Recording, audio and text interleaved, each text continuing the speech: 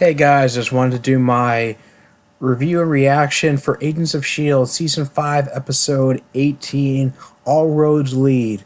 So, it continues from the last episode in which Warner Von Strucker and Ruby essentially kidnap Fitzsimmons and force them to work on the device that's supposed to bond whoever uses the machine, the destroyer of worlds machine, Whitehall Project, in which is supposed to bond the subject in the machine to whatever element that's connected to the machine, in which he wants to bind with the gravitonium.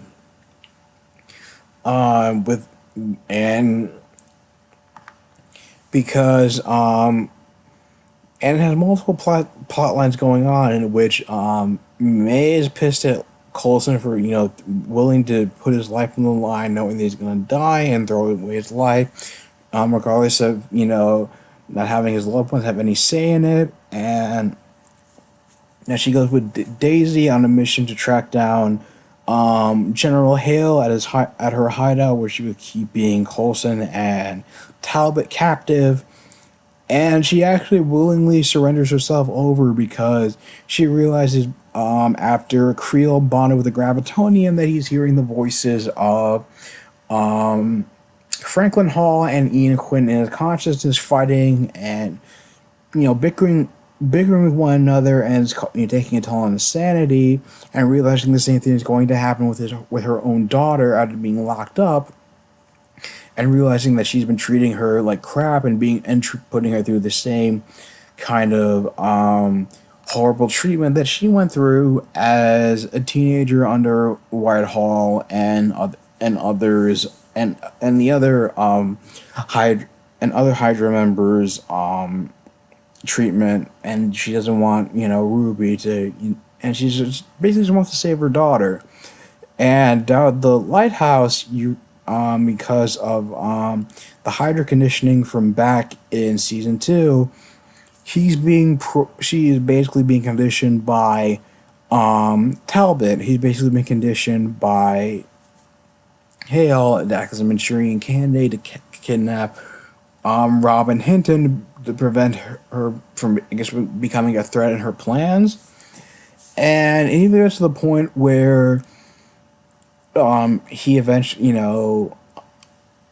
Matt gets suspicious of how he's acting, and then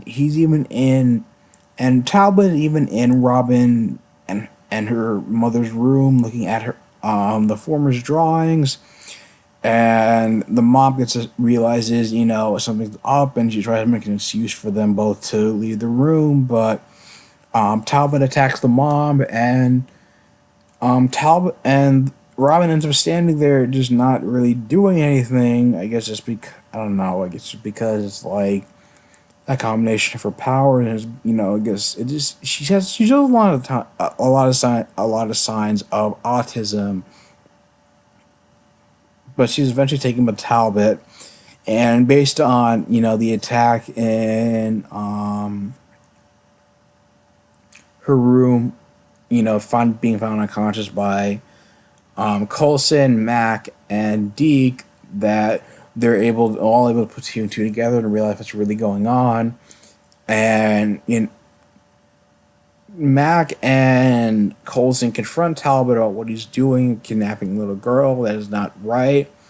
Mac is able to get Robin out from Talbot's clutches, and Talbot, becoming more self-aware of his conditioning, actually tries to shoot himself, and Coulson convinces Talbot to try to shoot him, considering he's going to die, but it's really just a diversion for Mac to come back in with an icer and subdue Talbot, considering he's become a threat to himself and others. And I guess like the one bit of levity that this show has is basically Mac, Coulson interacting with Deke, calling the latter out, and how he's basically in love with Daisy, and saying that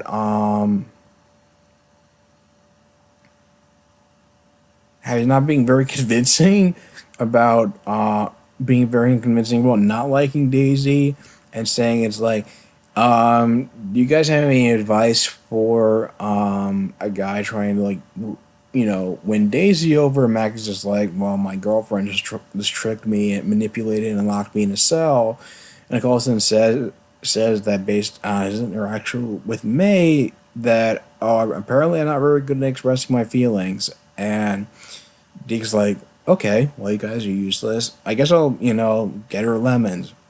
And then when he asks more about it, he just says, "Oh, just like in the future, we had to we got enough tokens, we'd buy lemons and leave it on the woman we like's front door or in their room to show the expression, to show as an expression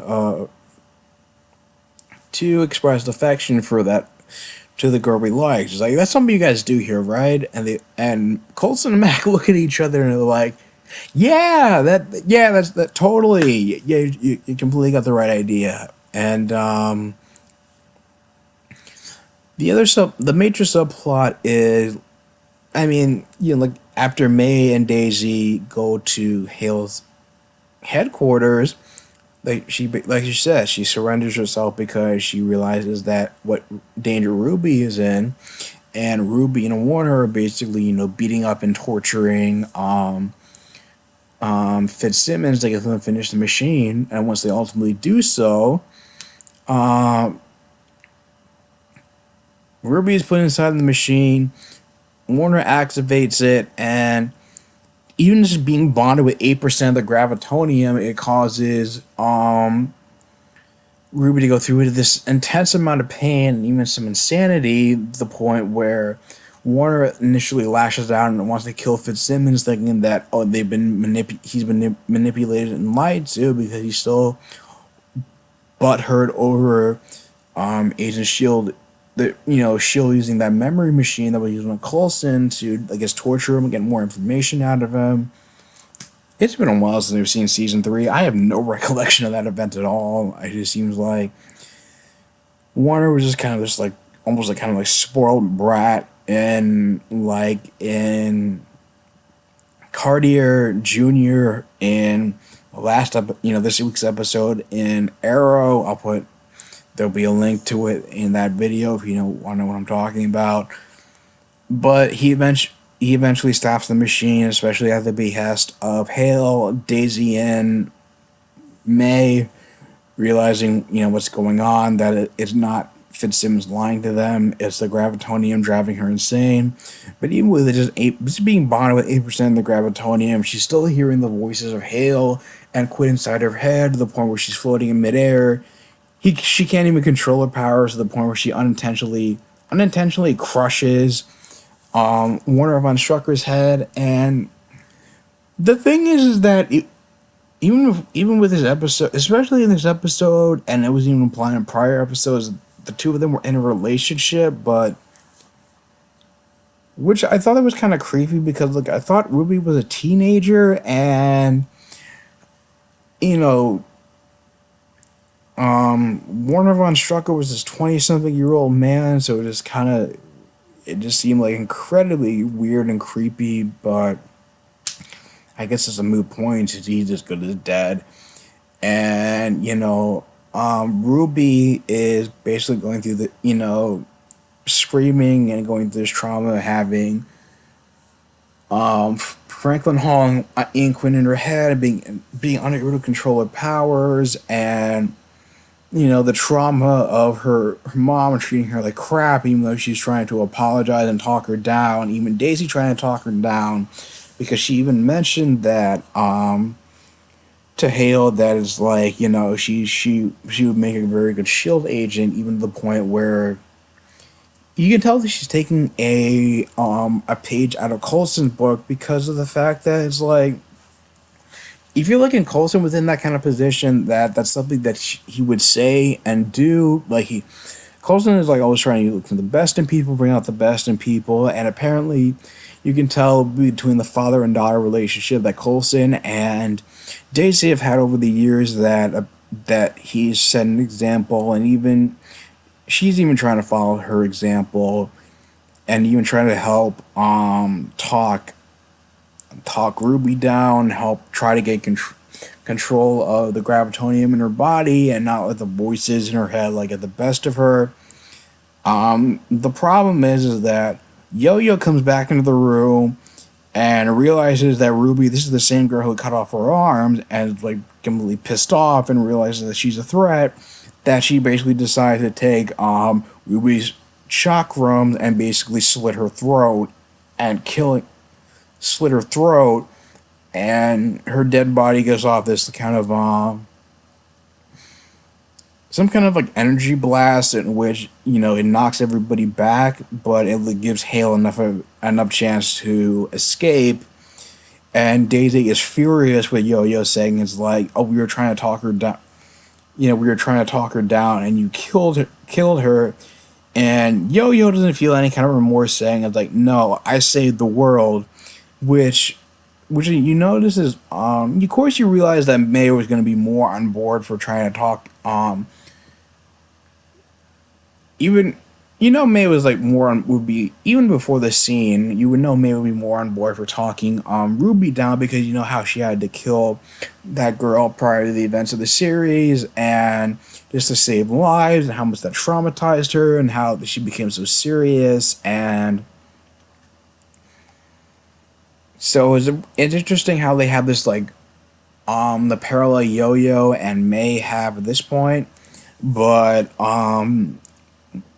Hale is so distraught over the death of her daughter that she basically sides with the Confederacy, and it gives them, and gives the, and I mean she's a subordinate to them, but she basically gives them their seal of approval to lead an invade, not only attack Shield, but lead an invasion on Earth, which are based on the trailers, and Yo-Yo's horrified reaction that I think she says something like, "Oh, this is how the world ended," because the Confederacy is made up of the Kree members, and I don't know. I guess she's unintentionally led to the apocalypse, and the Kree invasion basically leads to the destruction of the planet. I guess I don't know how my theory from last week's video about how Coulson trying to bond. I mean, I thought like, oh, the Shield will try to have Coulson bond with the Gravitonium or some element to try to save his life and not succumb to his fatal injuries. Would play out, but I don't know. Maybe it was interesting to see how those theories will play out next week. But anyway, this is going to be like the first episode. This is going to be like the first episode. Next week is going to be next Friday. Next weekend is going to be the release of Avengers: Infinity War. Thank you, Robert Downey Jr. for having it come out a week early, which probably, actually I doubt the creators had in mind, so I don't know if we will see the impact that the movie is going to have on the events of this show next week. It'll probably be shown on the events of the show the week after that. Who knows? But in any case, it's interesting to see. I don't know. I guess that kind of throws any theories anybody had out the window where you thought that Infinity War would be more connected with, Agents of S.H.I.E.L.D. and them trying to prevent the end of the world, and you thought like, oh, because the whole apocalypse had to do with the Avengers and any of their allies, losing the Infinity War. But it seems like Agents of S.H.I.E.L.D. is still doing their own thing, and it'll, with the Confederacy, the Kree, it'll be interesting to see if there's what kind of connection, if any and all, both this show and this movie will have. But yeah, what do you guys think of this episode, and what are your predictions for the movie and the next couple of episodes? Leave your thoughts in the comments down below. If you like this video, like, share, and subscribe, and I will talk to you guys soon. Take care.